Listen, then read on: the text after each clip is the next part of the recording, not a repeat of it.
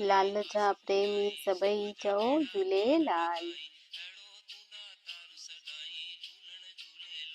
अॼु जे गीता जे श्लोक जो सिंधीअ में मतिलब।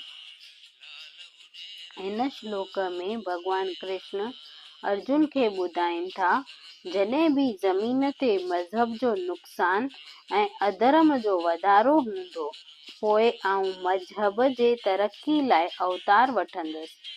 आऊं हमेशा भगतनि जे नजात, बेईमानीअ जे तबाही ऐं मज़हब जे क़याम जे लाइ ज़ाहिर थी रहियो आहियां।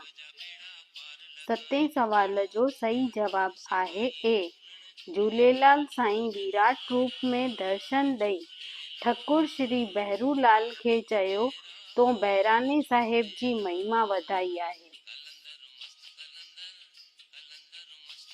अॼु जी निशानी आहे वेद यानी मुंड।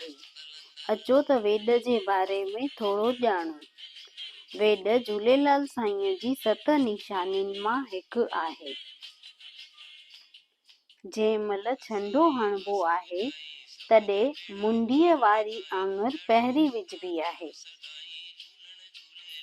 सवाल 8। भगवान श्री कृष्ण अर्जुन खे ज्ञान ॾेई ॿुधायो कि कहिड़ो देवता मां पाण आहियां।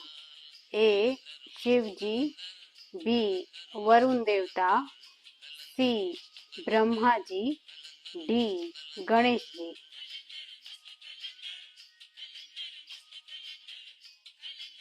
हिन सवाल जो जवाब असां ॿिए वीडियो में ॾींदासीं। हिन सवाल जो जवाब राति जो 9 बजे ताईं ॾेई सघो था। सिंधी समाज एकता चैनल खे लाइक, शेयर, कमेंट ऐं सब्सक्राइब कजो।